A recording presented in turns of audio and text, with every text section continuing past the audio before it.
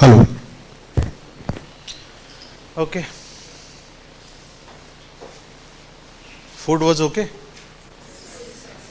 That's a problem, na? I'll also sleep, you'll also sleep. So I think it's important that we talk to each other. Otherwise, I think in no time all of us will be fast asleep. So, difficult time for me to make a presentation.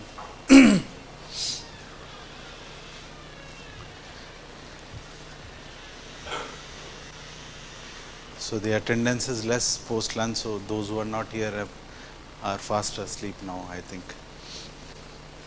Okay. So this will be moved once every session for signature, morning and afternoon. So now in this presentation, we'll look at more applied aspect of these choice models or these travel behavior models and see how does it help solve some problem or how does it help address some issue that we are facing. Eventually that's what we want to do. While we understand the theoretical aspects, understand how these models look like, understand how they are calibrated and validated. Eventually the bottom line is what do I do with this to help decision support for something or for somebody. That's more important. That's how the title of this whole course is, how do we use travel behavior approaches for transportation planning and policy decision support. So I'll take you through this case, this interesting work that we did, as part of this project called Climatrans, climate change mitigation and adaptation policies. I think some of you probably would have heard this presentation, isn't it? So maybe they would be the first one who would go sleep soon because they have heard this presentation. Recently I was in IIT Roorkee, so gave a talk there.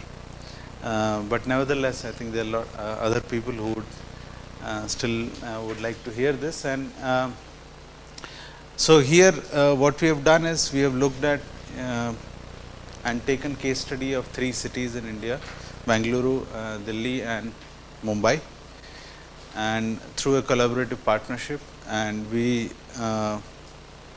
looked at how these mitigation and adaptation strategies can be developed for these cities and what kind of evaluation framework using these modeling sets that we are talking about to help evaluate these mitigation policies or adaptation policies and the potential to which you can mitigate and adapt. Of course, due acknowledgement to my research scholars Harsha and Hemantini who have been contributing to this work. This was actually a 4-year project where we over time funded through Research Council of Norway. We have worked on it and there was an interdisciplinary team. We had Professor Sanjay Gupta from School of Planning and Architecture. I think one girl is here, she is missing. IIT Bombay, Terry, Institute of Transport Economics in Oslo and Meteorological Institute of Norway. So the idea was to get an interdisciplinary team to look into and address this kind of topic and research issue, where we are having environmental engineers, climate scientists, transport economists, transport planners, transport engineers, coming together and trying to work together to address these kind of topics, which requires a multidisciplinary approach. So the objectives of this work on, I have divided this work into 2 presentations. Today I am talking about mitigation, and the last day I will also talk about adaptation. Okay, there she is. We were looking for you actually.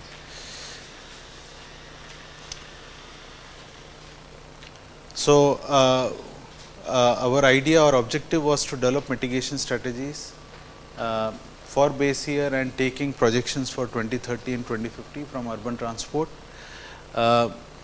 aimed at reducing greenhouse gases, in terms of climate change impact, but at the same time also look at how do you solve the problems of traffic or traffic congestion, which is of course the core of anything that you would like to do in terms of transport interventions.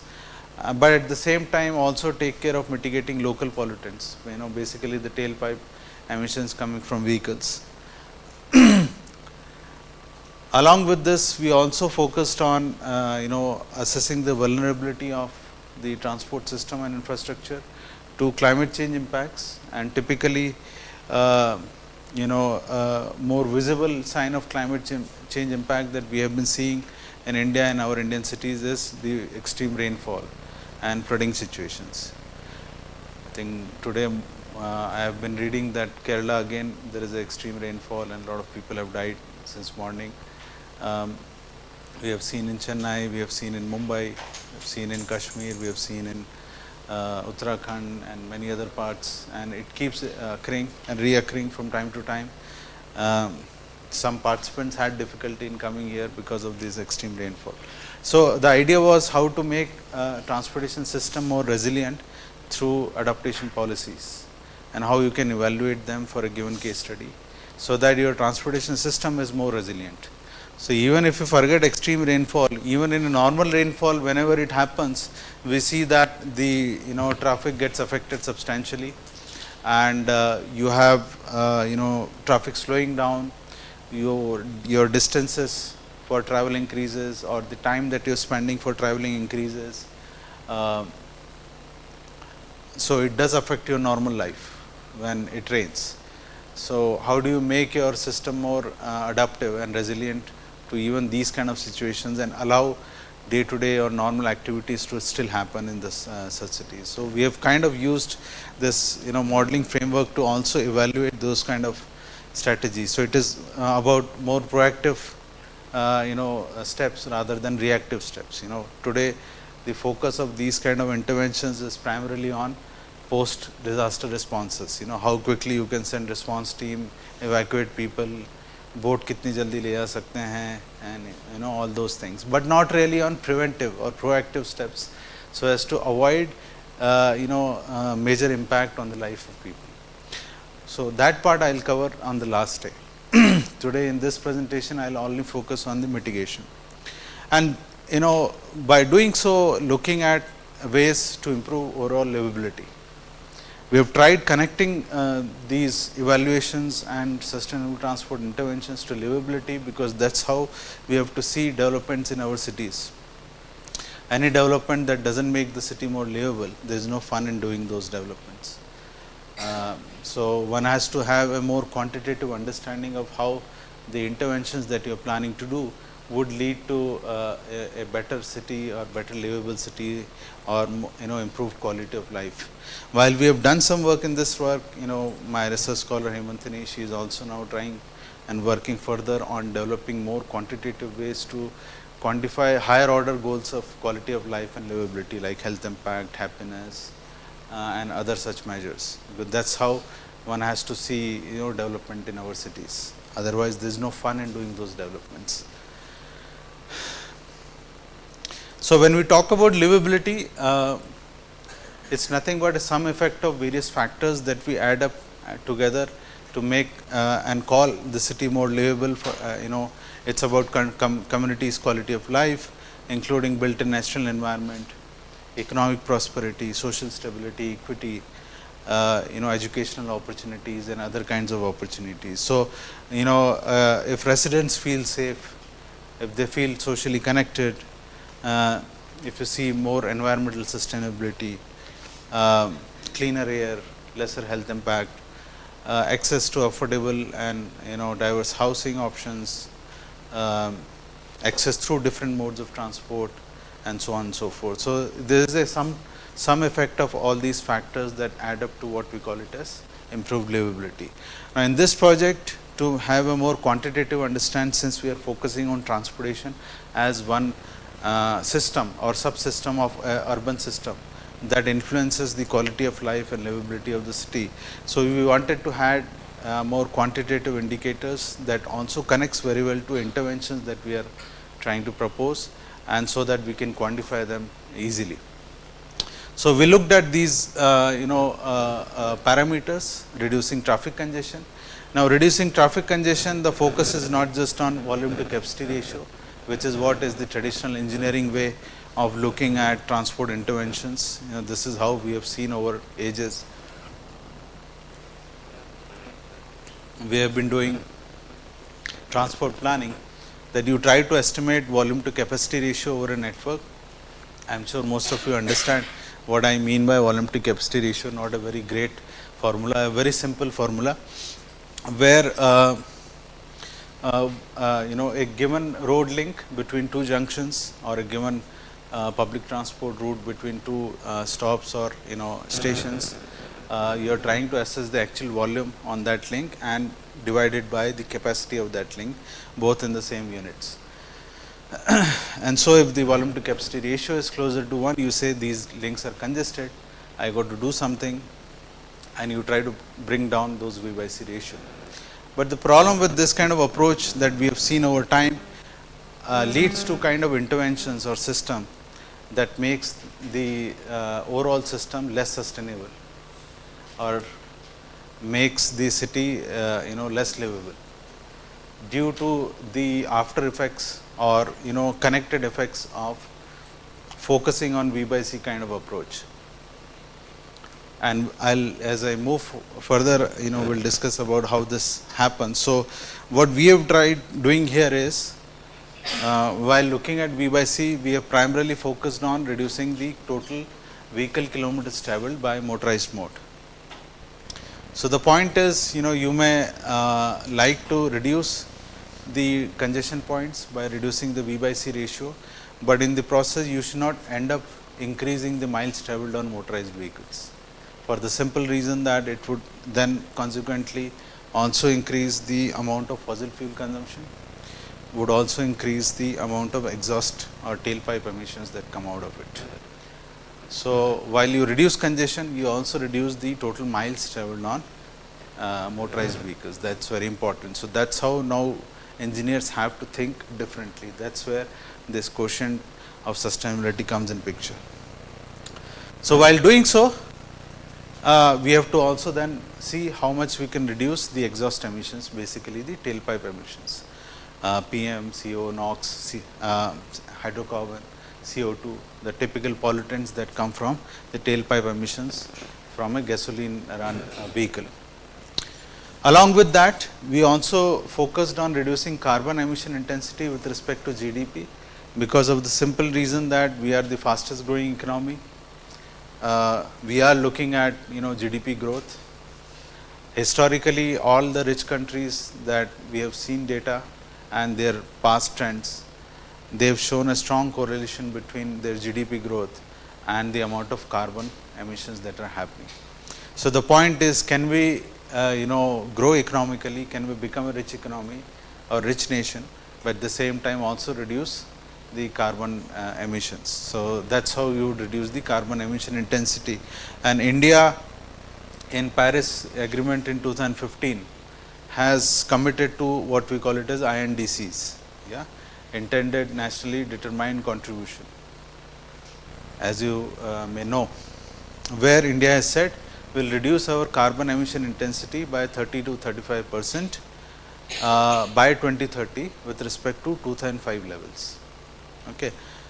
So, we also took that as a target and saw and tried to evaluate the interventions that we are proposing, whether it would make or help the country achieve those targets that they have committed in Paris climate or other global forums. Along with that, we have also tried estimating the economic gains for different mode users in terms of consumer surplus, basically quantify the economic cost that a particular mode would gain or lose because of these interventions. And lastly, the improved resiliency of transport systems. So, these were the livability indicators that we used to showcase whether a city becomes more livable or not.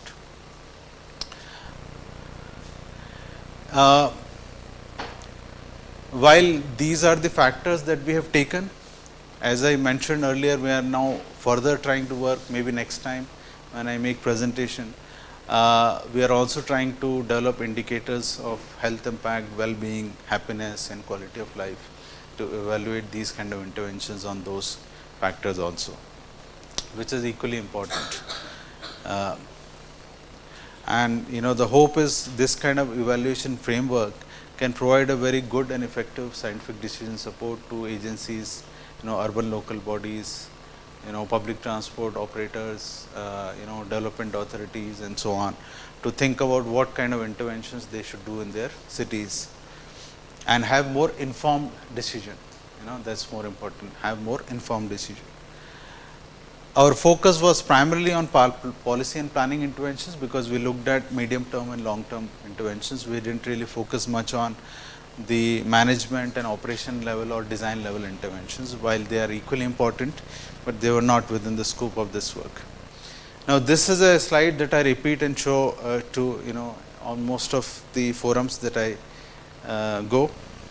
Some of you may find it repetitive, but it's important to understand and keep this point hammered every time when you talk about this, is that our present cycle of interventions that we have been doing in most of our Indian cities have only led our cities into a vicious circle of congestion because of the kind of interventions that we have been doing. And this has started with the early economic growth in 1990s.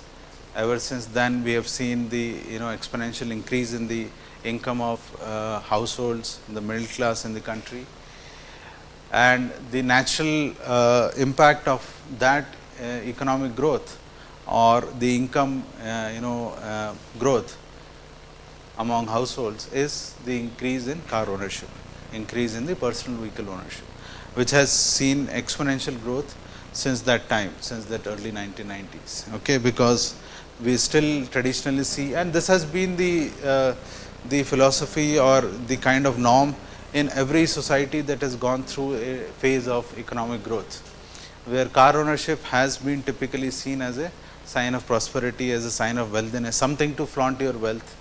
Okay, you may live in a small house, but if you have a nice car, you are a wealthy person. That's how society perceives you. Yeah. Our infamous dowry system, the first thing the bridegroom would ask and his family would ask is a car. Yeah. The girl's parent would also be happy, to make them happy and give them a car. But they don't realize that they are actually reducing the prospects of their daughter herself, because you will gift a car, the bridegroom would have a more sedentary lifestyle, which would make him sick early or die early. That's something that counterproductive to what parents think by gifting this thing. Anyway, now off the track. So car, and right from that early time, we have been transitioning from just owning a car, a Fiat or an Ambassador or a Maruti 800, to then hatchbacks, to then sedans. Now everybody wants to have a big MUV, SUV. Yeah. As we go further, many of us would like to have Mercedes, BMWs, limousines, and those kind of things. And interestingly, when you see other developing economies which are probably at a different rate of growth, for example, BRIC countries, Brazil, Russia, India, and China, the other BRIC countries, you would see that they are probably a bit higher on the GDP growth. While our rate of growth is highest today, but their GDP levels per capita are slightly higher. So there you would see that higher level of a little higher level of aspiration value that they have reached. So you go to Russia and see the Russian cities, you will see a lot of BMWs and Mercedes, and same kind of traffic, of course, and limousines and so on. We will also see that soon. So it's a transition of a aspiring society that every country goes through, and we are in that process. Okay. But what happens when you see exponential growth in the vehicle ownership? You suddenly see that our road network is choked. There is traffic congestion.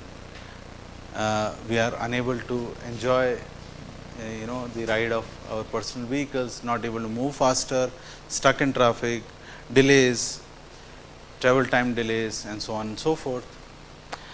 Obviously, in a democracy, you would then ask your public representatives to give more road space, because you will say, yeah, We are an aspiring society, fulfill our aspiration, give us more road space. And of course, in a democracy, a politician would do things that would keep his constituency and would make them happy. So, as long as they will see that there is a constituency in car users or personal vehicle users, they will keep creating more road space. So, what the outcome of that public pressure would be? More road capacity added, more road widening, more roads constructed, more underpass, more flyovers, more elevated corridors, signal free corridors, all kinds of fancy things that we'll think about in order to ensure that everybody is able to move from point A to point B, but with their own personal vehicles. Okay. This is what the kind of transport interventions that we have predominantly seen in our Indian cities so far. If you see the last 2-3 decades of interventions in most of our Indian cities, whether you take our big cities, Mumbai, Delhi, Chennai, Bangalore, or you see now these, second order cities, metropolitan cities, everybody is trying to follow the same path. Okay. But what this does is, it makes the movement by car more easier and faster, because you now have faster ways to move. So, you are able to move quickly and faster with your personal vehicles, and the natural result of that has been the urban sprawl. That is how our cities have grown so much. Any city you come from, you take how smaller they were some decades back or half century back, how big they have become today, horizontally. Yeah, that is what we call it as urban sprawl. And then what you are doing is, you are traveling longer distances in the same time. So, now you are living farther apart and trying to make similar trips in the same, more or less same time.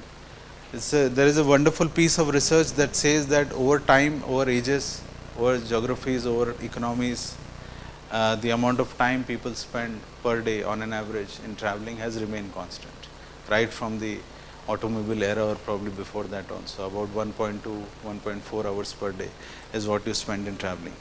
But a situation century ago and now is totally different. So, what we have eventually done is, we have created these faster movements of travel, but we are still essentially spending same amount of time traveling today also, as people used to spend 100 years back.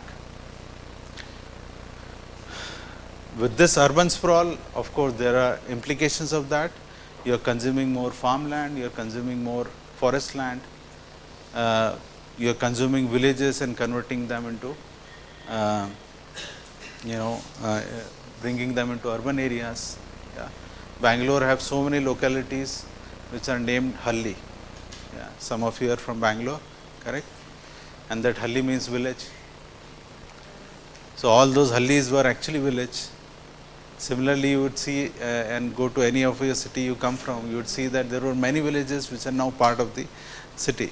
It is all because of this urban sprawl and the kind of transport interventions that we have done in last few decades.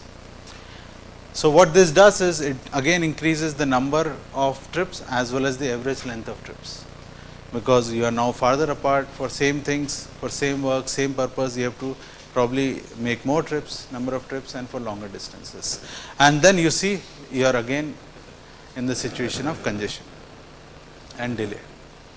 This is what has been the story of all these interventions. That is why, in spite of these road infrastructure interventions, we have not seen improvement in the traffic congestion.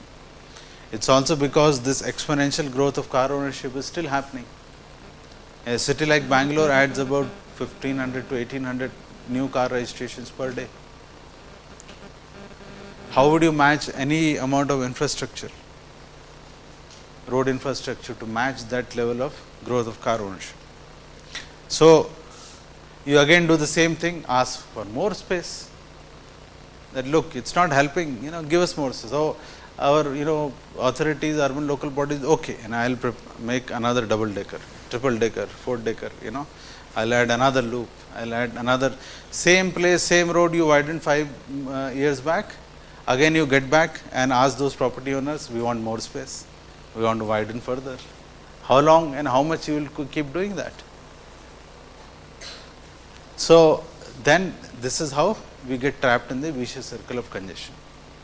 Okay. I hope you agree. Now, how do we come out of this? Is there a way to come out of it, or we'll just be trapped in this vicious circle of congestion? So, what are the ways in which we can come out of this vicious circle? Let's try to listen and understand so that you can kill your sleep.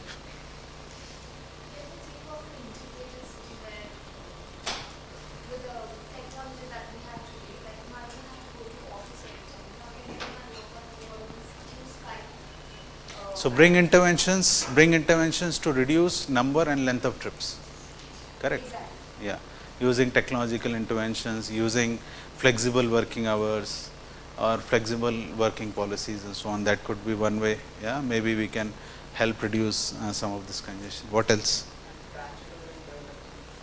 Okay, what that will do? Integration of transportation system in the land. So it decreases the length of trips. Again, it will help us decrease the length of the trips, because now you are working and living in closer distances. The trips are lesser in length, so maybe they are more conducive for you to walk or cycle or use public transport rather than your personalized faster vehicles. Yeah, how this will help?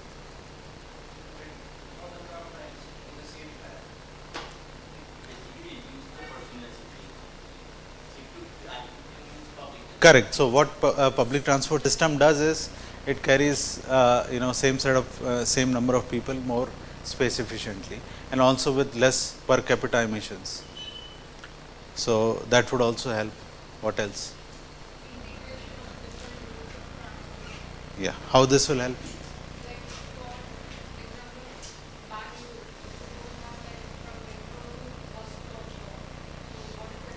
Correct. So yeah, so how this would help the city come out of the vicious circle of congestion?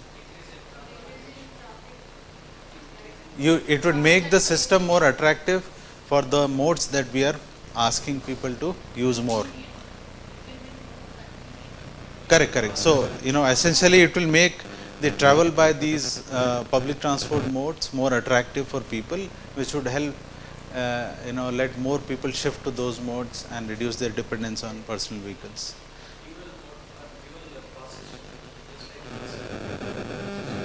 Yeah, eventually this is all part of making the public transport system more attractive, so that more people can shift to it. Other than this, what else can be done? Again, it will reduce the distances, essentially. Yes. Discourage the private vehicle usage. How we can do that? Parking policies, congestion pricing, road pricing, fuel cost, increase fuel cost, lot of other things.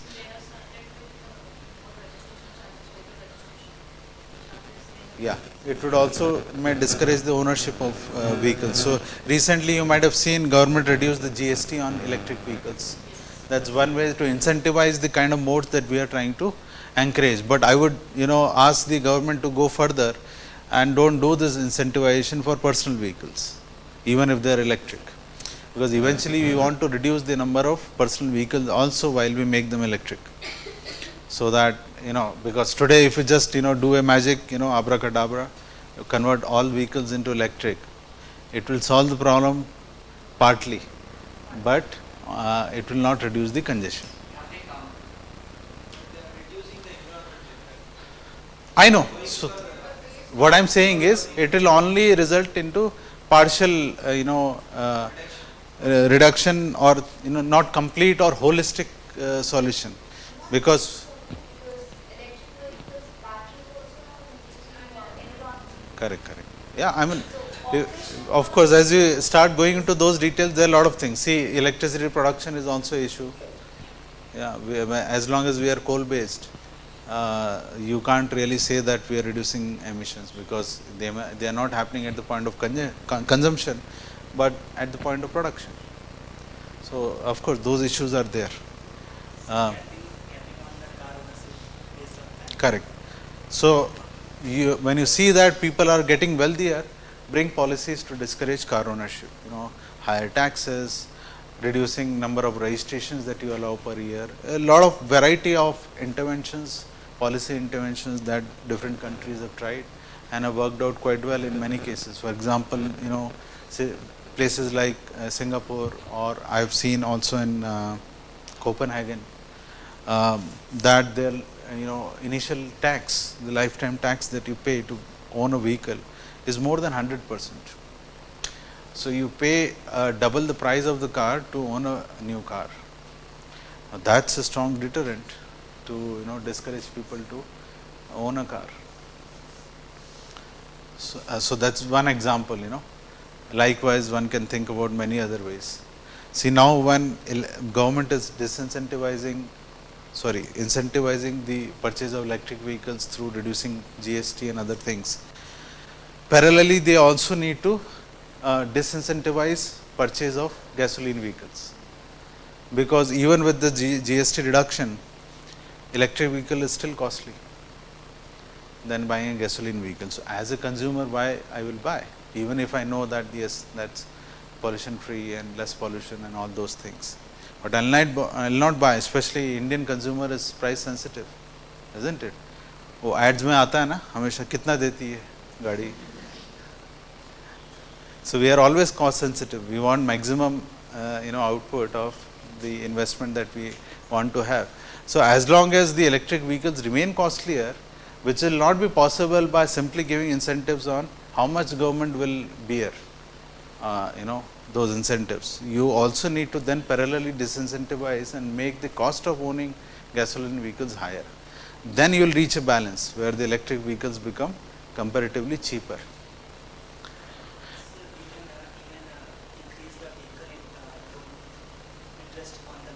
Correct, yeah.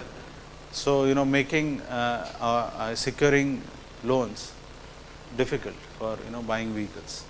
आज तो ये हालत है, every day 2 calls will come, will give you loan, isn't it? Will give you personal loan. If you say no, they'll ask you why you don't want. We are giving you, isn't it? So it's so easy and simple.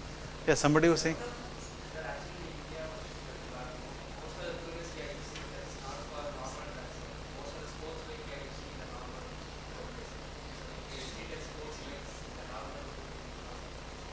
I didn't hear you completely. Can you repeat? Yes. Correct. Yes. So restricting. Yeah. Actually, China has done that. If you go to Chinese city, they have barred these motorized two-wheelers from their city limits.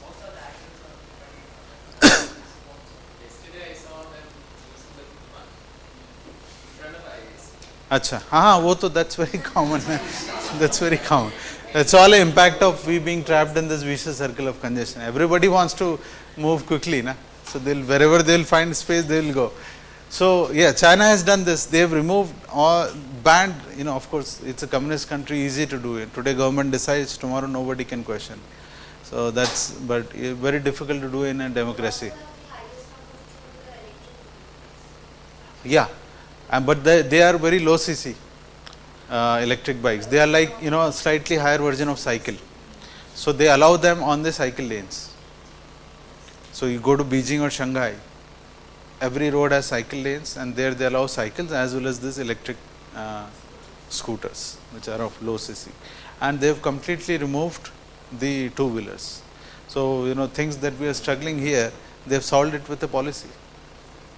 Here we are trying to develop traffic flow models that would mathematically prove how gap filling behavior happens, how these two-wheelers cut corners, how they jump onto the footpath and so on. There in one go, policy. They have removed all the, they have reduced so much of burden on the transportation researchers. Why to break your head and develop complex mathematical models and so on.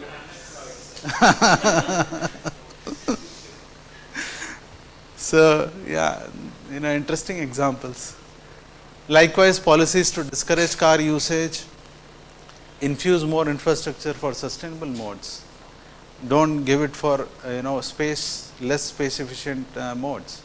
If you are creating extra road width, give it for buses to run, or for high occupancy vehicles to run, or put a LRT, or put a metro system on that, rather than giving the same road space width for personal vehicles to use, which is very less space efficient.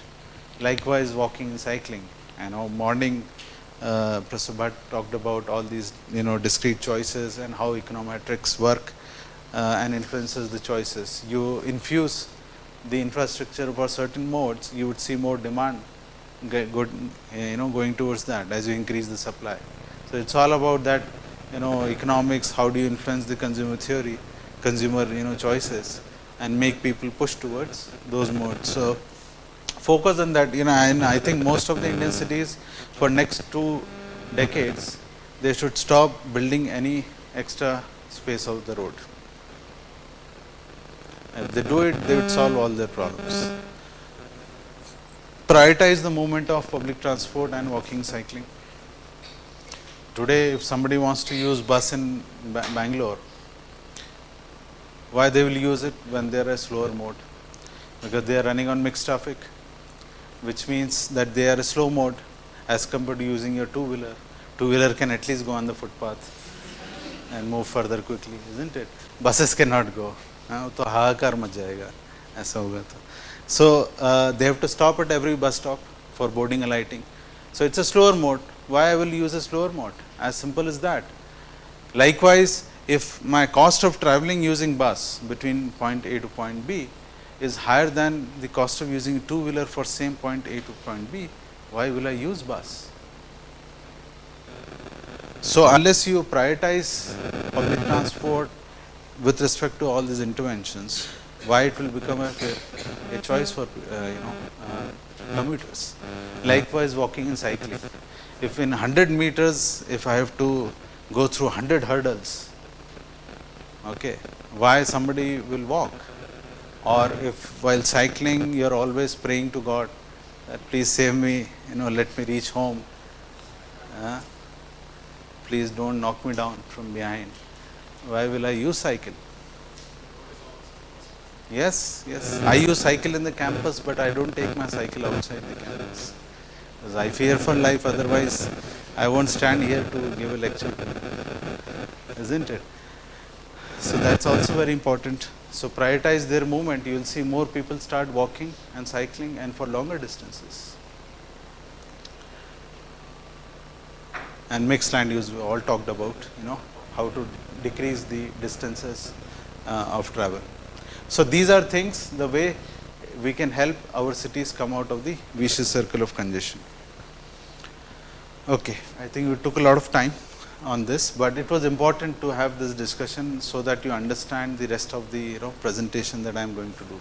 So sustainable transport, as I understand, of course talks about how do you ensure the future generations well-being while ensuring your well-being by having the kind of interventions that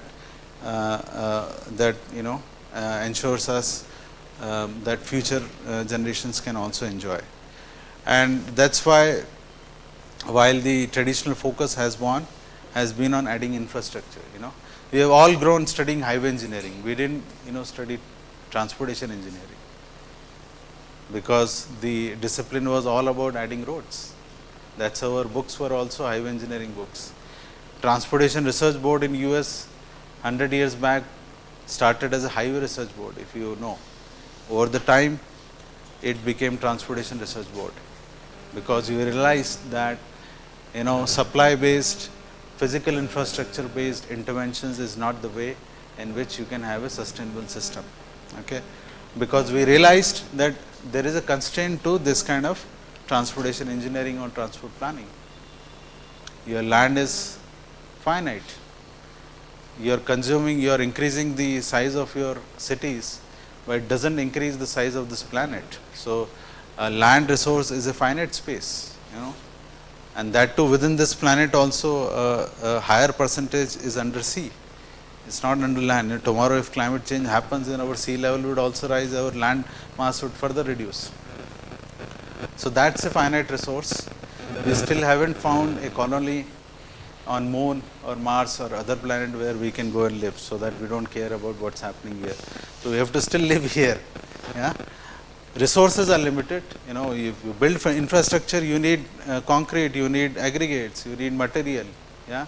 Sometimes when you travel or live in a community, you see some hills, over time diminishes slowly, cut down flat. Yeah. All resources has been mined. A lot of illegal mining also happens. So where from these resources will come? Again, Chandrayaan will go and find out if there is something, some aggregate or resources that we can capture from Moon. Till that time, we have to extract resources from here only, isn't it? Energy is a constraint. We are still fossil fuel dependent predominantly, and that too in a country like India, which is not an oil producing country. Our total consumption of oil, 70 to 80% is met through imports. So you can't afford or keep building a transport system which will increase our dependence on fossil fuel. That's a foolishness, isn't it? But that's what we have been doing. We are kept on increasing our dependence on fossil fuel rather than reducing. Then of course impact on local environment. I am sure none of the cities, their air is getting cleaner. It's only getting worse. Yeah. The air pollution is only increasing. Delhi, we have already seen situation. Some months of the day, everybody has to wear mask. Soon, other cities will also follow. How good it will look if everybody here is, wearing a mask, isn't it? So that's also degrading, and of course, climate change impacts we have been seeing. So, we have realized that with this kind of transportation planning and engineering, we can't go on. So that's how. And adding to that our Indian conditions, heterogeneous traffic, driving, poor land use and transport integration, population growth, exponential growth in vehicles, all this adding to high transport externalities. Okay, and that's where this focus on sustainability. Everybody is talking about sustainability, sustainable transport. So we are seeing growth in everything, whether it is traffic congestion, whether it is number of people dying in our country on roads, whether environmental degradation or growing fuel consumption. So how this present system of development is sustainable in any sense? So we have to think differently in terms of what interventions we need to do, and not do the same thing that we have tried doing for last few decades. So now we talk about traffic management, demand management, travel behavior. Nobody would have thought of doing a GYAN course on travel behavior 30, 40 years back, because nobody focused on these aspects earlier. Today they are important. And so as I said, don't just focus on V/C ratio. We have to move away from that, but also reduce the vehicle kilometers traveled by motorized modes while you plan your intervention. So all these are traditional ways. Nowhere in the world they are seen as sustainable solutions, but we are still finding it, cool and lucrative to do all these things. So there is a nice, animation I had on WhatsApp, so I downloaded it. Maybe some of you would have seen. Very easy way to explain why we want more people to use public transport or other modes of, isn't it? So our transport planning intervention should be like this, not like this, isn't it?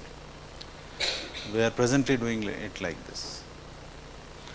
Okay, now let's move further. So enough of this, background thinking and understanding. At least this way, all of you are normalized and are on the same page. Otherwise, somebody will say, no, sir, why are you talking about public transport?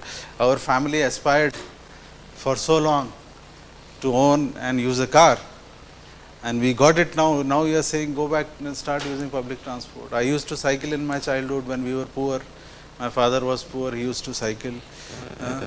Now we have a lot of money. Why do you want us to cycle again? So at least now, everybody will understand why I am saying that.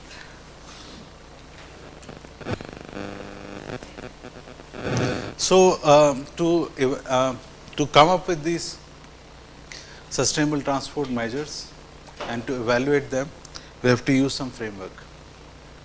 So we developed this and used a traditional travel demand modeling framework in the In the conventional terminology of our transport planning, we call it as a 4-stage travel demand modeling process, where there are 4 stages of trip making that we model to imitate the trip making decisions.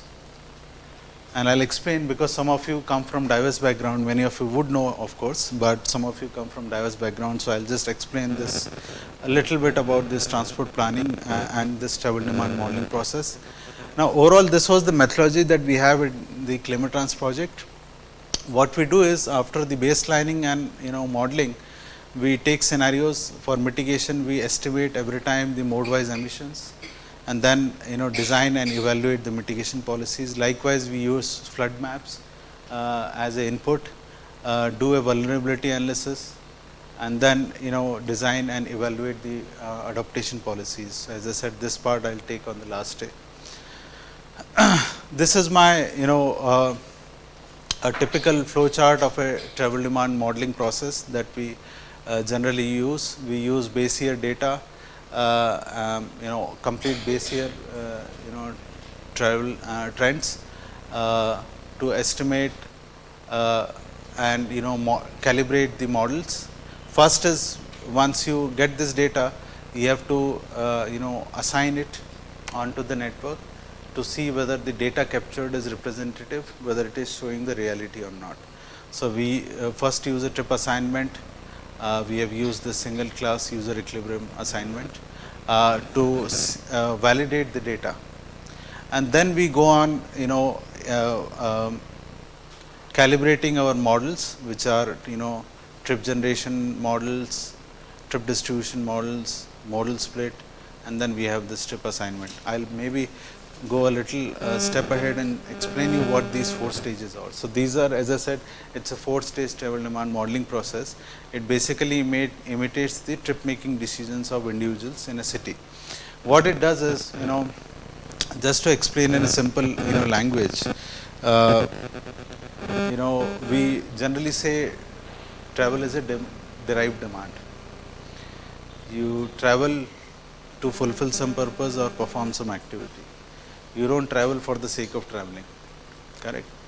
कोई पागल ही होगा जो ऐसे घूमता रहेगा, बोलते हैं ना, अरे पागल है ऐसे ही घूम रहा है. So only insane people will travel without a purpose. All sane people will travel with a purpose, correct? So every given day, whether it is a normal working day or a weekend, you would have, or you would make some purpose or a activity that you want to perform and decide to travel. That's the first stage of decision making. We call it as trip generation. Okay. After which, say it is a weekend, you decide to do some shopping. Okay. The next thing to think about is, then where should I go and do shopping based on what I want to shop. You would have some options, say this mall, that mall, this street, this market, based on what potential you see, how much attractive you see those, how far those places are, and such factors. You would decide a specific place, a specific location where you would decide that, okay, I want to do shopping, I'll go there and do the shopping. The third thing is, how do I go? So then again you would think, whether I take my own car or a two-wheeler or a public transport, or simply walk or cycle, based on whatever choices or choice set that I have in front of me. Again, you would attribute it, derive the utility that we were talking about in the morning of each mode, and then would decide based on the combination of factors: cost, travel time, ease of parking, etc., etc. You would decide which mode I will choose to go for shopping to that place. Once you decide, for example, you decide to take your own car, you would then decide the route, what route I would take, whether I take this road or that road. Again, you would have some understanding of the network level travel times, based on during that time what congestion or travel time you expect on different routes, and then you would decide, okay, that okay, this route I will take. So this is the typical 4-stage travel demand, a trip making process, which we convert into mathematical models. So it's about destination choice, it's about mode choice, it's about route choice, okay, all about choices. So you know, if you have say a city divided into 3 zones, okay, so the first stage is about deciding whether to make a trip or not. So every zone, everybody would decide how many trips would be made. That's called trip production. Zone 1, 47 trips will be made. Zone 2, 66 trips would be made.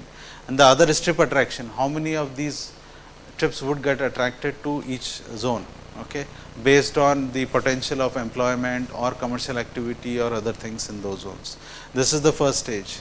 That's how I say, you know, total trips happening from the zone and total trips happening towards that zone based on the arrows. Then you would decide and, you know, think, okay, from each zone to each other zone, how many trips will be made. So if I look at this, what we call it as OD matrix, I am trying to say that, say, you know, 40 trips are being made from zone 3 to zone 2, or 4 trips are made from zone 2 to zone 3, likewise. That's my destination choice. This is how, you know, the interchange is happening between different zones. Third thing is, out of 40, okay, how many are them taking mode 1, how many of them are taking mode 2.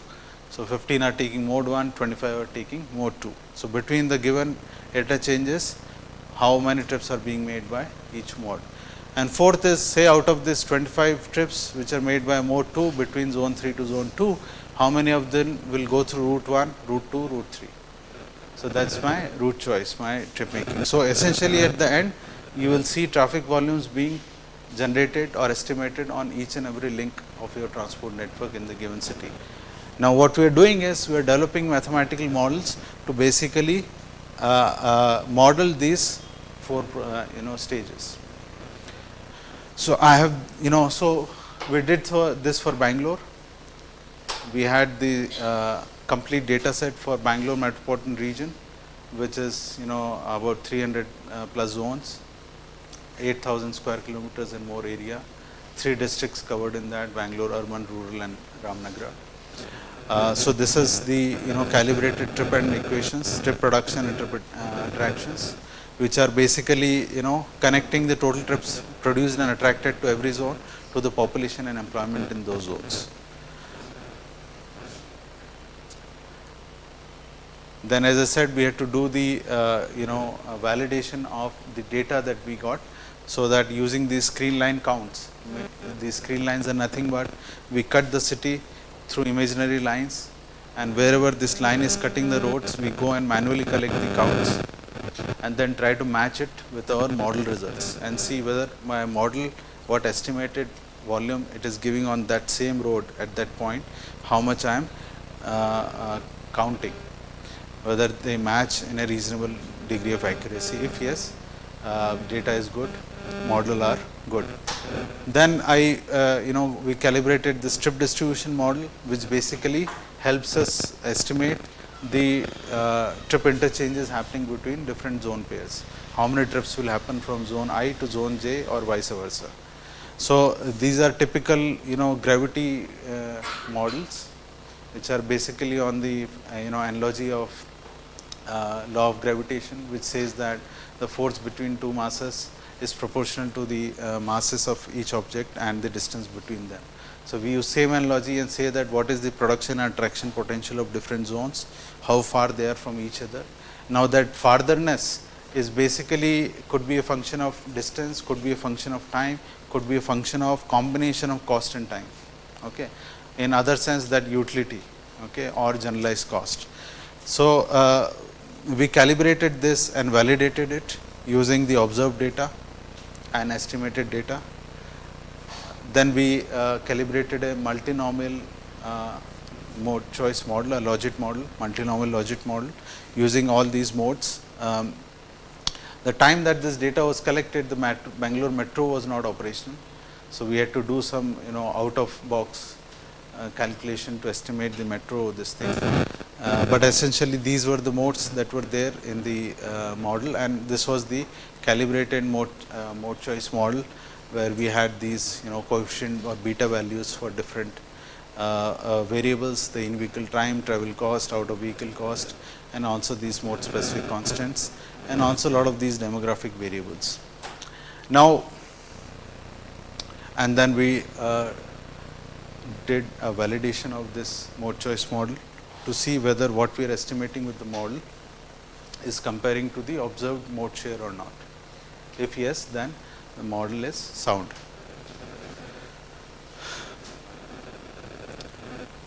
Then once we develop this model, okay, now we are done with the model. We have the model based on these base year patterns. What we are going to do with this is forecast the scenarios of future, any year, based on the forecasting of the influencing variables. Okay. And the other use of these models is to run scenarios, because these are macro simulation models. They would give you the aggregate impact at the aggregate level of any interventions that you are planning to do. So the best part is, without introducing anything, actually you can simulate it using these models and see their impact, and then assess them with respect to these higher order goals, livability, health impact, reduction in air pollution and things like that. So what we first did was we estimated the future projections. So we used these equations to find out the trip production and attractions in 2030, 2050, which are our target years for forecasting. We then estimated the trip lengths and the frequency distribution of trip length. You would see that now this is the business as usual scenario. What is business as usual scenario? That means you are taking the present transportation system and network and not adding anything more, and just trying to project and see how this would remain suffice or sufficient for future. So what I am doing is I am having this base year, present year network, everything that exists, roads, public transport system, etc. And then I am trying to forecast the demand of any time in the future, here 2030, 2050. I am just trying to see how well this will still cater for 2030 or for 2050, based on using the models. So using the models, I am forecasting my travel demand for the future years, which means I am forecasting the destinations people will choose, I am forecasting the mode share of trips, and I am also forecasting how much traffic volume will come on each and every road link or the transport link in the network in the future, based on just taking the current level of transport system and network, not adding anything more. Okay, that is nothing but business as usual. Okay. In this case, it was 2008-9, because that's where the data was. The last data that we have for Bangalore, the city scale travel data, is from 2008-9. So you develop it, validate it for that year using the observed trends, and then use it to forecast. Now every time we forecast, what we also did was, since the data was from past, we forecasted it to present and also validated it for the present, so that we are sure that yes, the model are still robust, and then we used it to forecast further in future.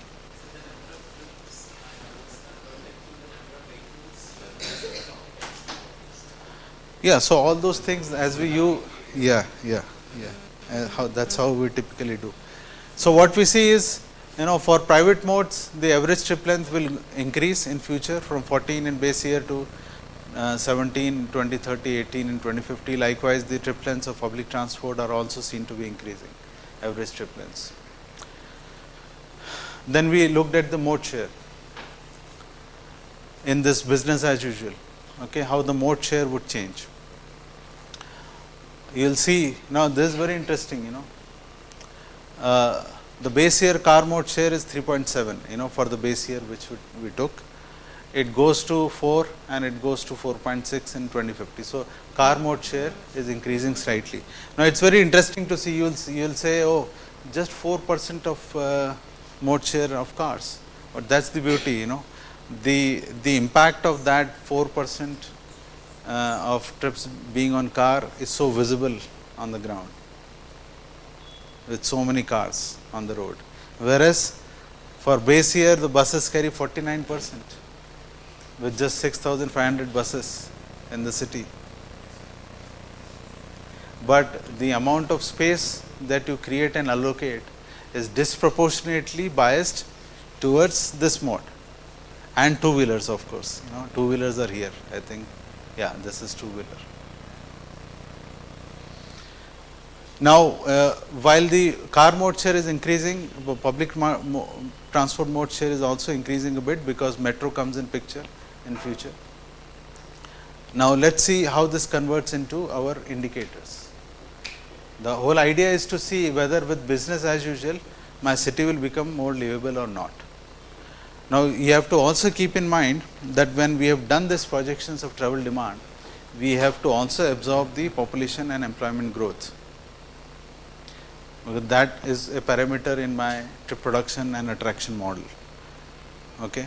And the population projections of Bangalore are touching 2 crores or more by 2030 and 3 crores or more by 2050. Those are the population projections.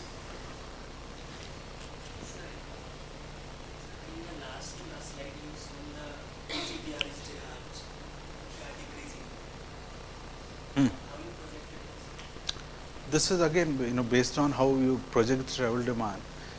You see, you are also projecting the population, you are projecting the total number of trips being made.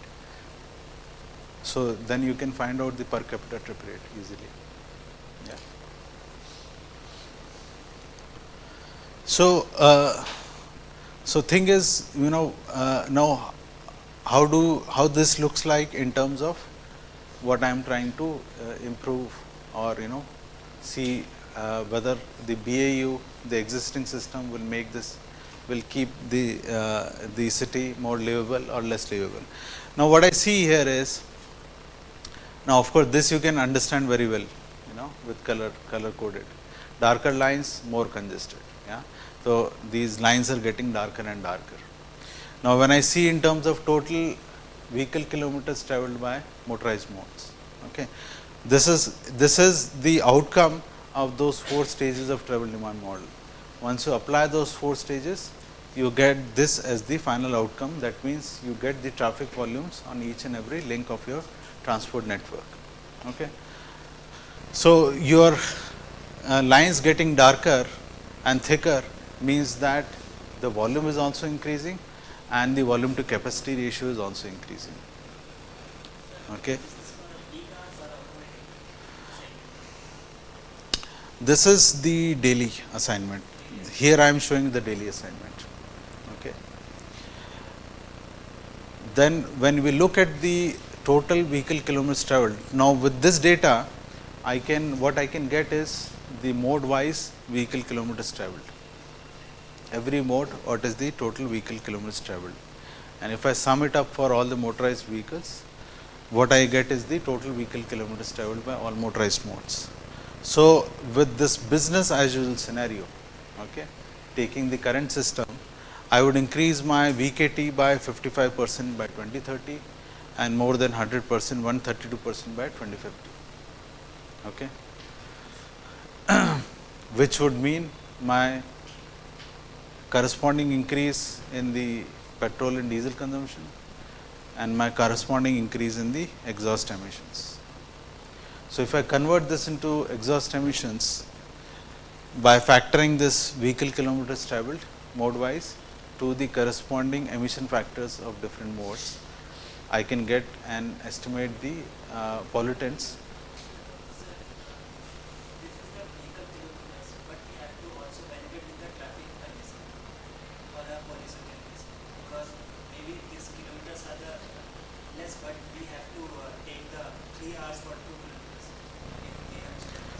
So it is taking into account everything.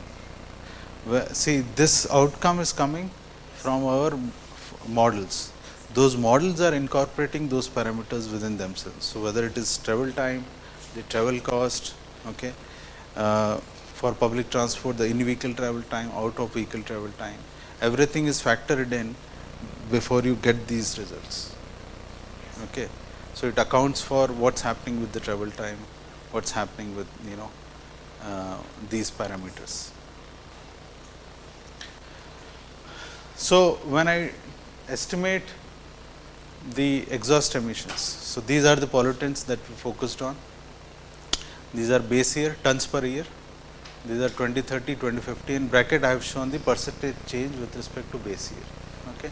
Now if I look at, for example, my greenhouse gases, CO2, I get a 2000% increase in CO2 emissions. And if I take PM 2.5, the most hazardous health impact due to the any pollutant, I get 100% increase in the PM. Now, will this make the city more livable? You are breathing more polluted air. Carbon emissions increasing means negative climate change impact. Is certainly not a situation where you can call the business as usual scenario as something making city more livable. Okay. So, this at least gives us the baseline. Okay, a BAU scenario evaluation. That BAU scenario is not enough. Okay. Yeah, because you know, I'll show you those slides later. What we have done is, you know, our collaborator from IIT Bombay, Professor Munish Chandel, he is from the Environmental Engineering Center. He has done this piece of research in forecasting the emission factors for different modes, conventional as well as electric vehicles.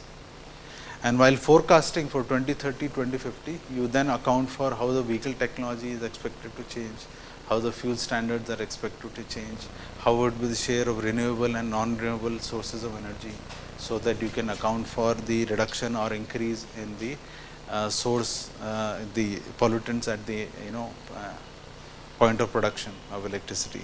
So, using all that, he has tried forecasting the emission factors, which of course decreases in the future because the emission standards and vehicle standards are going to improve. That is how you see a reduction, a bit of reduction by 2050 with the improvements in those. So, it's a very complex, you know, calculations. As you understand the causality, you have to keep in mind a lot of things. You know, there is also increase in travel demand, number of trips are also increasing, all that is happening, but at the same time there is some improvement in the vehicle technology. So, maybe that, you know, increase in the population is getting a little offsetted by the improvement in the vehicle technology or fuel standards and emissions. So, that is about the BAU. Okay. BAU is not sufficient, that is what we have concluded. So, we got to do something, we got to plan some mitigation policies, so that I can mitigate these impacts that I am estimating for BAU. So, this was my methodology to evaluate and arrive at my mitigation strategies. BAU, we have already seen the scenario based on this baselining and setting my, you know, travel demand models based on this baseline. I then also prepare scenarios of sustainable transport measures, so called, you know, I perceive them as sustainable transport measures, bundles of them. And then we used a Delphi approach to basically bring in the input of different stakeholders and experts in the city. During this course of the project, we did multiple meetings, you know, bringing officials from BMTC, BMRCL, BBMP, BDA, traffic police and other organizations, make them sit together and do it in a more methodological way in taking their inputs, revising our bundles of measures, ask them to compare one measure over other and rate them with respect to each other, so that at the end we have a commonly agreed sets of these bundles of measures that I then take it further to feed into my model to evaluate them in terms of the parameters that I have decided to, you know, focus on. So, we did that and arrived at, you know, these policy measures to, you know, to achieve the target levels, and then I do the evaluation, compare every time these bundles of measures with my BAU using these travel demand models that I talked about, estimate the transport demand in each of these scenarios, accordingly estimate my emission intensity and consumer surplus, and then use all these metrics to then evaluate them, compare them and give some decision support to the urban local bodies as to what is best to do for the city. Now, to start building these bundles, we first started looking at the literature. We first started looking at the best practices or different types of, you know, instruments being tried in different countries and cities, what is there in literature, to basically start preparing a good exhaustive list of what kind of different interventions or instruments that we can try as interventions. So, planning instruments like increasing public transport network, many of us talked about, or defining car restricted zones, create walkable neighborhoods, increase cycling and walking infrastructure, uh, mixed land use development, and so on. Similarly, regulatory and economic instruments, some of these may come in multiple categories based on how you look at them, uh, like congestion charging, encouraging carpooling, fine for parking in no parking zone, increase in fuel cost, improving the emission standards of vehicles by strict vehicle inspection, high occupancy vehicle lanes, and things like that. Similarly, economic instruments, information related instruments, technology related instruments, for example, talking about low emission vehicles like electric vehicles, that is, which is the talk of the town today. So, we started looking at, then we came up with first set of combination of these instruments as bundles and started throwing them to the stakeholders in this Delphi approach, to start making them evaluate, compare, give us a revised list, again throw back, again revise, and see at the end that everybody commonly agrees that okay, these are the sets of bundles that we can try. While doing so, and while asking them to do this evaluation, we told them two philosophies to keep in mind. One is this concept of vicious circle of congestion, how cities are trapped and what interventions have made our cities trapped and how we can come out of them. And second is this push and pull thinking, which modes of transport we clearly want to discourage, which modes of transport we clearly want to encourage, okay, keeping that push and pull effect in mind. So, we want to let our cities come out of the vicious circle of congestion and also achieve this push and pull effect. So, we told them to keep this in mind while they are doing this evaluation and rating one policy or one measure over other. Following that process, we finally arrived at 4 sets of bundles. A finite set, of course, you can keep adding more bundles and more bundles of measures, but given a scope of the project, you can only do finite number of evaluation, because every time you have to run model and evaluate them. So, we came up with 4 sets of bundles. Bundle 1 had primarily planning and regulatory instruments. So, we are talking about increasing network coverage of public transport, cycling and walking infrastructure, additional tax on purchasing vehicle. Okay, that is my bundle 1. Bundle 2 has from mainly the economic and regulatory flavor, additional tax on purchasing vehicle, improving the emission standards of vehicles, and increase in fuel cost. So, just fiscal measures, how much and you can gain, whether that is enough or not. Third bundle is a better mix of planning, regulatory and economic instrument. So, here we are talking about increasing network coverage of public transport, defining car restricted roads, congestion pricing, park and ride, cycling and walking infrastructure, encouraging carpooling and high occupancy lanes, high density mixed land use along main corridors. Yeah. So, land use strategies, fiscal strategies,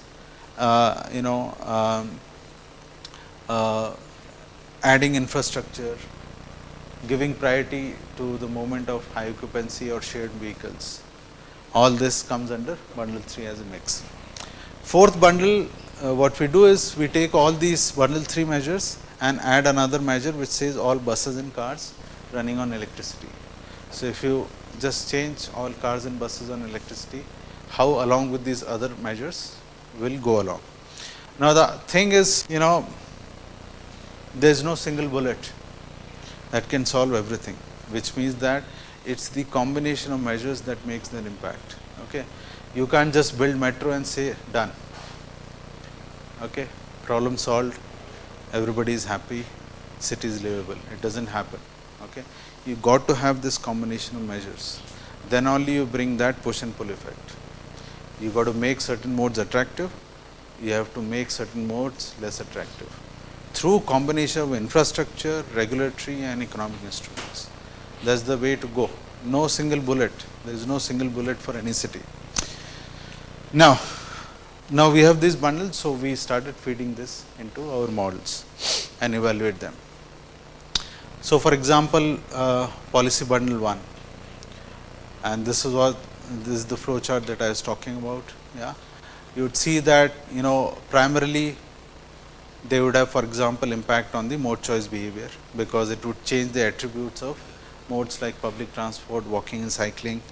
Okay, they would improve their travel time, out of vehicle travel time, maybe travel cost, and so on, which are the factors that are going in these models. Okay, this is how these policies would become sensitive to the model. If they are not sensitive to the model, my model cannot estimate the impact of those measures. Okay, that's how you need to connect these measures onto your modeling system.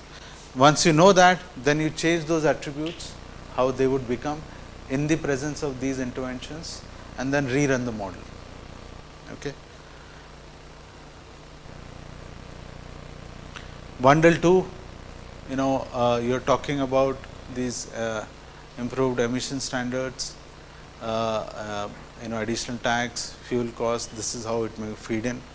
Likewise, you have bundle 3, park and ride, some of these infrastructure interventions and policies, car, pooling and high occupancy. This is how we have fed into the modeling system.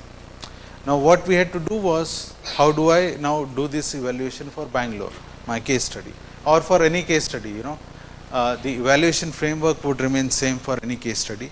Is the implementation plan would be case study specific. Maybe the combination of these measures may differ in one city or other, but the philosophy has to be same. Okay, you have to have that push and pull effect. You have to have those measures which would not push the city into the vicious circle of congestion. So then we started creating the implementation plan for each of these policies into my simulation model. For example, when I am talking about increasing network coverage of public transport. So we looked at identifying the congested links in the city where public transport network is less or not there, added them into the public transport network, and then remodeled. So about 60 kilometers by 2030 and additional 30 kilometers by 2050, besides my metro network of phase 1 and phase 2.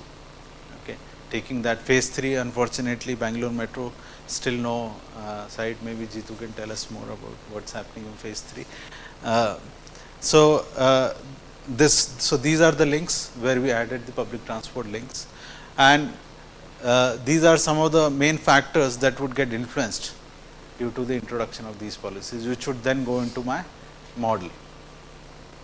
Likewise, car restricted roads where I will restrict the movement of cars. So I could identify these 5 roads in the city: Brigade Road, SP Road, Iyengar Road, Malleshwaram 8th Cross, Tulsi Theatre Road, where you would introduce this policy of car restricted roads.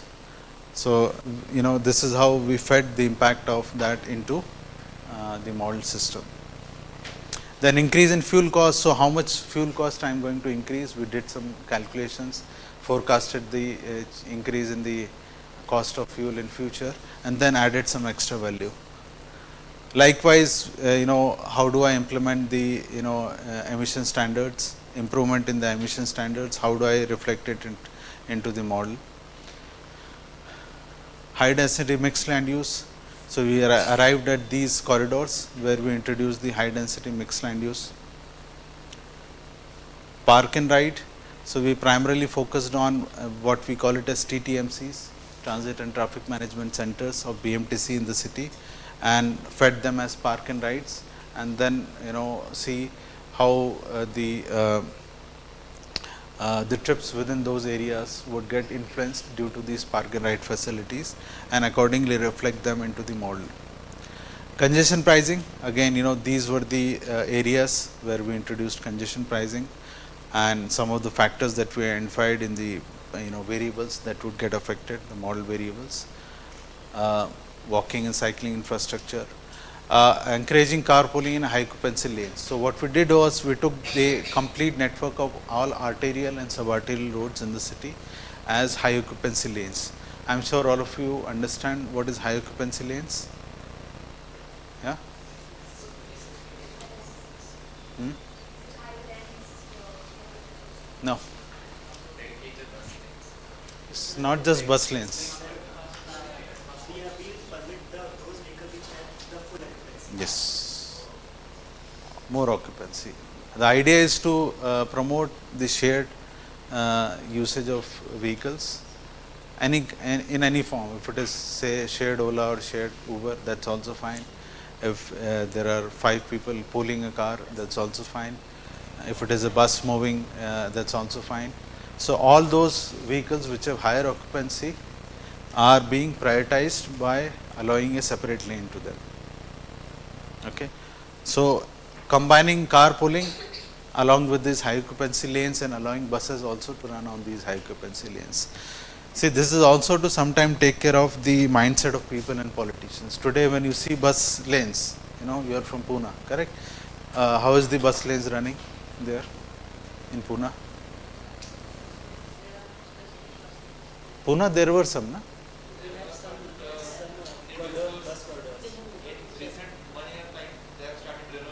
हाँ, अच्छा empty, हाँ, discontinuous. So they have certain stretches for this. Hmm. They have not complete. Which other city we have seen bus lanes? Nagpur में भी है कुछ? Indore, yeah.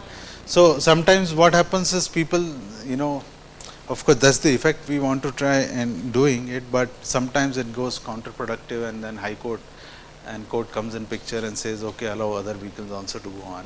Yeah. It's also a problem with the transport engineers and planners, people in these urban local bodies. Thing is, if you see a dedicated space being allotted to buses, but if you see that it's empty all the time, a bus comes every 2 minutes or 3 minutes, and rest of the road is congested. That's why the Delhi BRTs got knocked out. Of course, there were other factors into it. So, by adopting say high occupancy lane, you would probably improve upon or take care of that psychological factor, is because any kind of high occupancy vehicles would be allowed on those lanes, because essentially if it is high occupancy, they are ensuring that some vehicles are getting reduced. So instead of just giving to buses, give it to all vehicles which have high occupancy.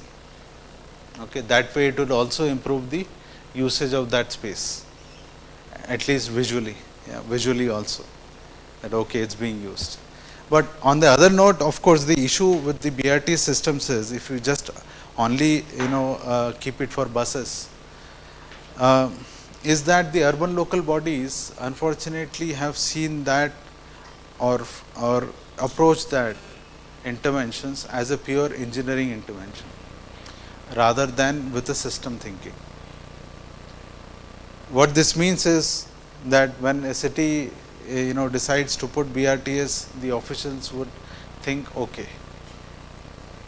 the idea that they have is a fixed template of Bogota, okay, that you need to have these median lanes of this width, hard barriers, cycle lanes on both sides, there is a template being created.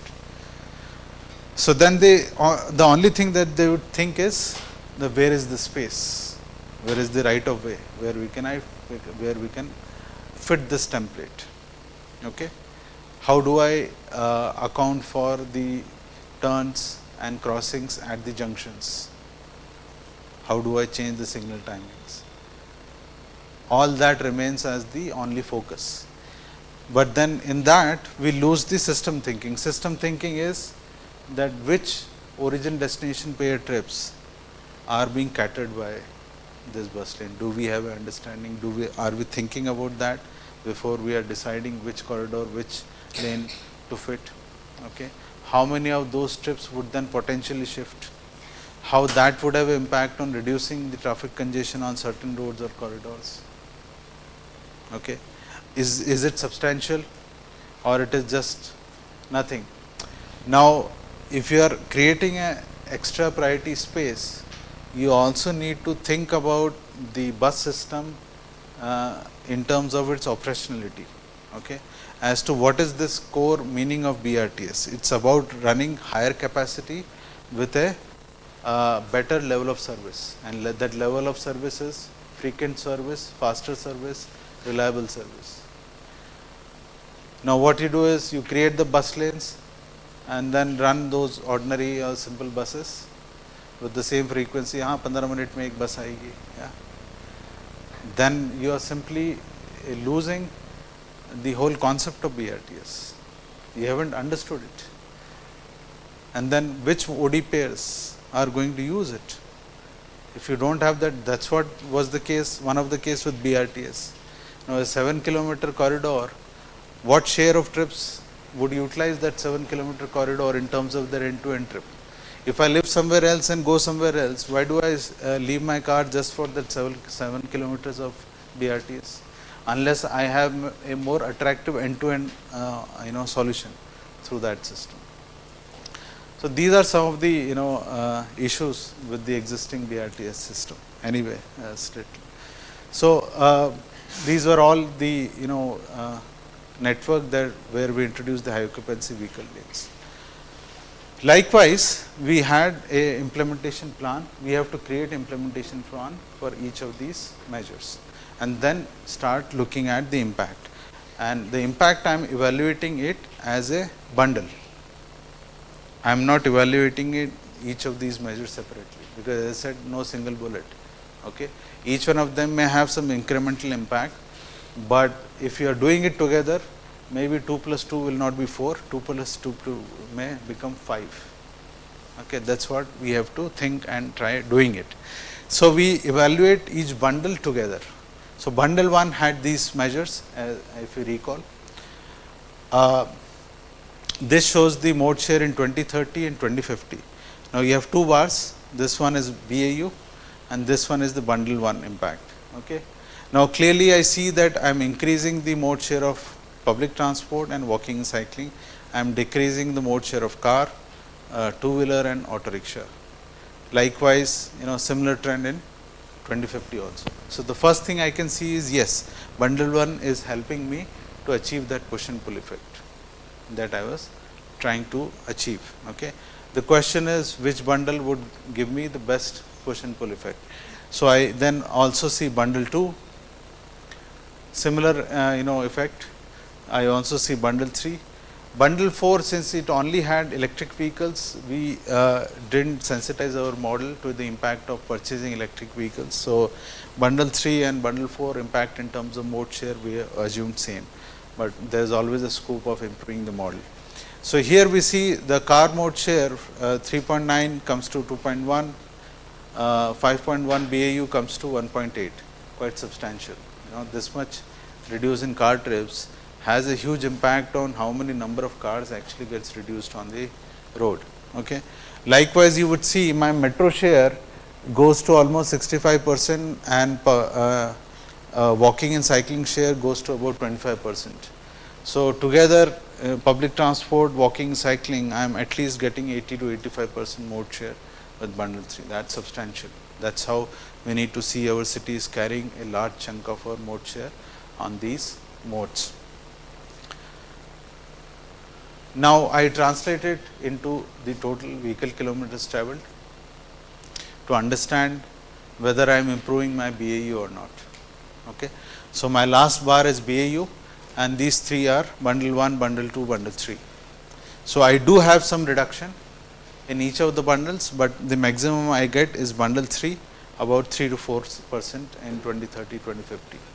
Now you would say, oh, 3 to 4%, what great, nothing great, yeah. But when you translate it, we have to keep this in mind, that in spite of the population increasing to 2 crore, 3 crore and subsequent increase in that many number of trips in the city, you are still able to reduce the total vehicle kilometers traveled on motorized modes. That means something is happening. You have to correlate it with the mode share that is being changing. That means you are carrying a lot more people in space efficient modes. Now when you translate this into the emissions, then you would see a more clear picture. Okay. So, first is of course, I am able to reduce my traffic congestion to some extent because of these bundles. Now, I also have to see whether I am able to reduce CO2 emissions, local pollutants and so on. So, we took these emission factors, and as I was saying, my colleague from IIT Bombay, Professor Munish Chandel, they again took, because we have to also estimate the emission factors of electric vehicles, considering their source of production. So, now it's not very certain how in future you would have share of renewable and non-renewable electricity production. So, he took 4 scenarios of electricity production also. Now, in India, as you know, the non-renewable sources are coal, heavy fuel oil, natural gas, nuclear. Renewable sources are typically hydropower, bioenergy, solid waste and wind. Interestingly, within renewable also, if it is bioenergy, there are still some pollutants that comes out, NOx and PM, while carbon may go. So, what we did was we took 4 different scenarios of electricity production with 2 extremes. One is 100% renewable, total electricity coming from 100%, and 100% non-renewable. So, you get a boundary, extreme boundary conditions, 100% renewable to 100% non-renewable. And in between we took 50-50 as one scenario, 74-26 as another scenario. Okay. So, we had 4 electricity production scenarios. So, likewise we took 4 bundles and 4 electricity. So, we had a 4 by 4 matrix, so 16 scenarios, 16 combinations. So, with 16 combinations we ran our models and estimated our emissions. Okay. So, using this we estimated the emission factors, which are typically expressed in grams per kilometer for conventional vehicles, and then for electric vehicles for each of those 4 scenarios of electricity production. Okay. Now, here you would see that, say for example, CO2 gets 0 in future, yeah, for all the category of vehicles, but PM and say NOx and even CO, you still have these emissions because of the emissions happening even within renewable from the share of bioenergy. So, if you remove bioenergy among the renewable and just focus on say solar and hydro, yeah. So, you would have 100% clean electricity, but nevertheless, so then he had these emission factors for each of the electricity production scenarios. So, it is a very interesting piece of work, because you have to keep in mind you can't use the base year emission factors to estimate the tailpipe emissions in 2030 or 2050. That's yeah. So, that's and nobody has done. So, this is first piece of research where we have forecasted the emission factors for future year. So, a very interesting and useful reference. So, what we do is simple, factor your mode wise VKT that you have estimated in each of your scenarios, 16 plus 1, 17 BAU and 16 scenario, factor it to the emission factors, you will get the emissions, the pollutant wise emissions, mode wise and total. I will only show you total figures because my number of charts are very large. Vehicle kilometers traveled. No, it's okay. I am talking too much, so maybe you will getting lost. Now, here I see, the results. So, here I am talking about 2030 carbon monoxide. This is total carbon monoxide in tons per year. This is total per capita in kilotons per person per year. Okay. Now, you see this 16 bars. So, these are those 16 combinations, bundle and electricity production. Okay. So, what I am essentially throwing and helping the decision makers in urban local bodies is a range of options. It is like range of dishes. Okay. Whatever you choose, the amount of benefits that you will get, I am showing you here. Okay. So, what we get is the last bar is BAU, business as usual. So, what I am getting is a 65% mitigation potential of carbon monoxide in my best scenario of bundle 4 and all electricity coming from renewable. And even per capita I am getting a 25% mitigation potential. Okay. This is for 2050 for same carbon monoxide, 70%, 21% per capita. Then hydrocarbon about 58% mitigation potential in the best possible scenario and 21% in per capita in 2030, similarly 2050. NOx 73% and 30%, 60%, 70% mitigation potential is huge. That's a huge improvement in air quality that you can bring. Okay. So I am not saying that best is to have 100% renewable. You will say, oh, that's impractical. My only point of saying is the how much you can tend to that. That's the best mitigation potential that you can achieve. It's up to you. It's up to the decision makers what kind of strong policies they would like to bring to take us towards that. Okay. NOx, this is CO2 per capita. Let me just skip this. CO2 total, you see 98%. You can mitigate 98% of carbon emission in the best possible scenario. Yeah, and 56% in even in per capita. Okay. Same in 2050. Then PM emissions, particulate matter, 72%. If you are cleaner, air gets cleaner by 72% for PM. That's a huge reduction in negative health impact that you can achieve, and corresponding reduction in the number of mortalities that happen because of the sustained exposure to PM. So overall, when you see, this is the best mitigation potential that I am achieving with my best scenario of bundle 4 and 100% renewable production of electricity. Most important being 98% CO2 and 72% mitigation of PM. Okay. Now this is a very useful information to the city that you can give. That look, if you do these kind of bundles of things, this is what the best you can achieve. This is what will make the city better and more livable. That's how you need to decide and plan your investments and your interventions. Not in ad hoc manner, not in simply focusing on increasing the supply. Now, interestingly, you will see in all these policies, wherever I talked about, I didn't talk about adding any single extra kilometer of road. So I am absorbing 3 crores of population in the city without adding an extra kilometer of road. Wonderful. People say, oh, mad, how can you do that? But that's possible.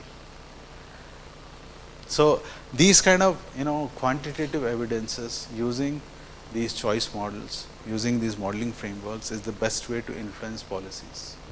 Okay. This report has been referred very well in the city. Those who are from city might have realized this over different forums, in media, different urban local bodies. I have shared it with everybody.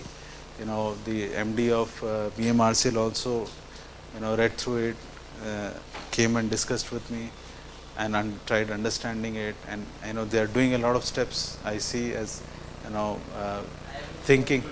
Yes.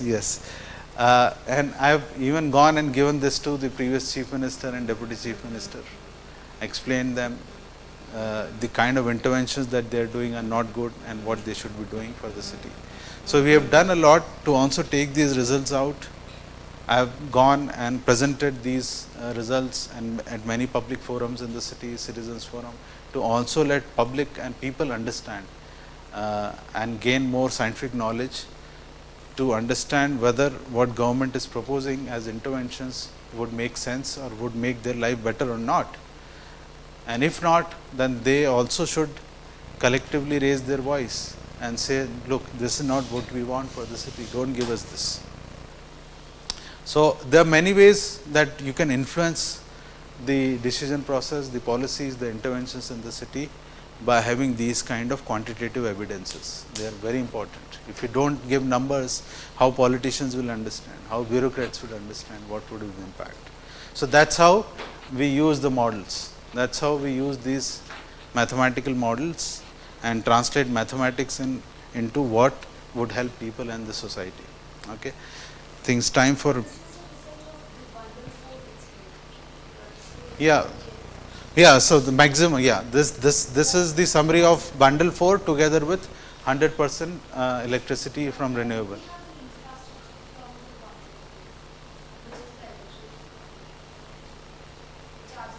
Correct. So yeah, correct.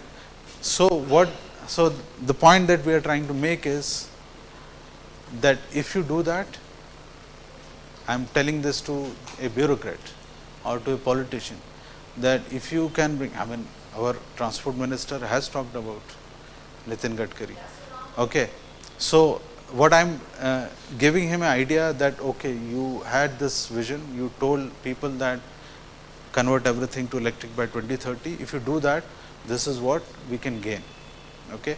So now accordingly think, develop infrastructure, have surgical interventions, bringing, I mean, remove those pain points. Of course, today there are hell lot of, issues and questions with respect to electric vehicles. All that have to be answered.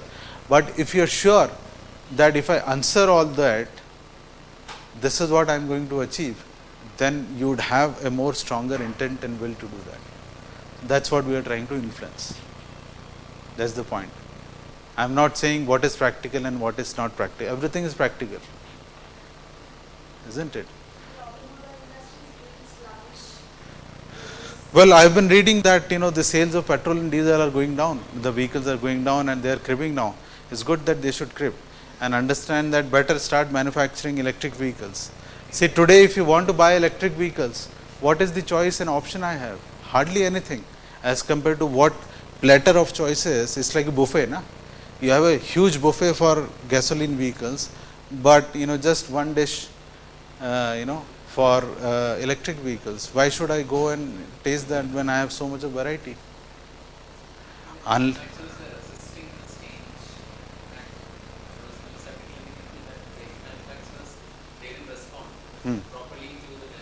Yes. Yes. So now what they have done is they have brought the GST reduction. That would incentivize. It's like so you have to try both carrot and stick. It has to be a carrot and stick approach. It will take, and of course we will not be able to achieve 100%.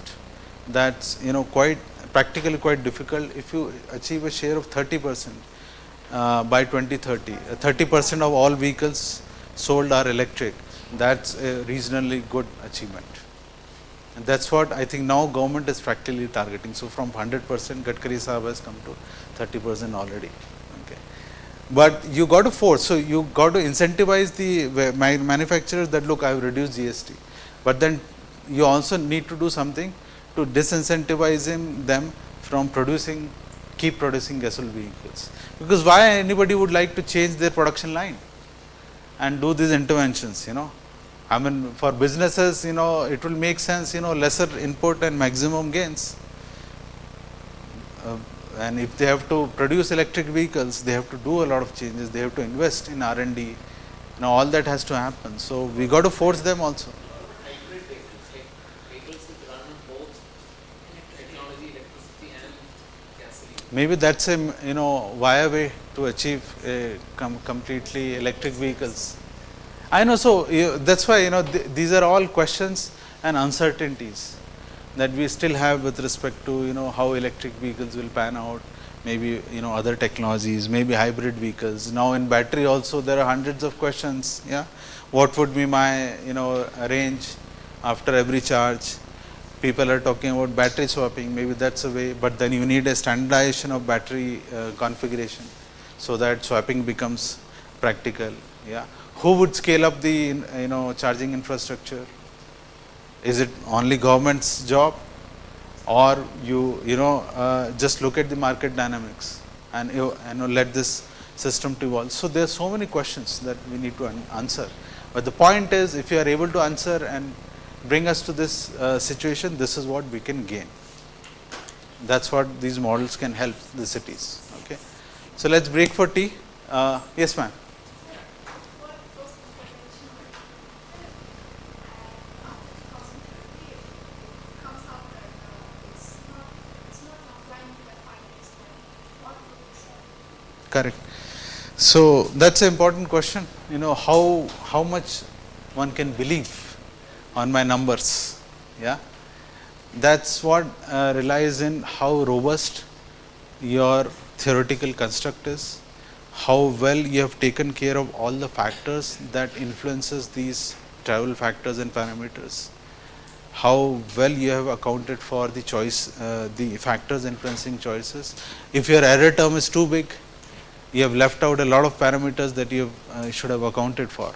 So it lies in the robustness of your methodology and your modeling framework, and you have to be very confident and sure about that, and you have to have clear and correct and unbiased checks or validations at every stage to see whether my data is good or not, first of all, based on which I am calibrating my model.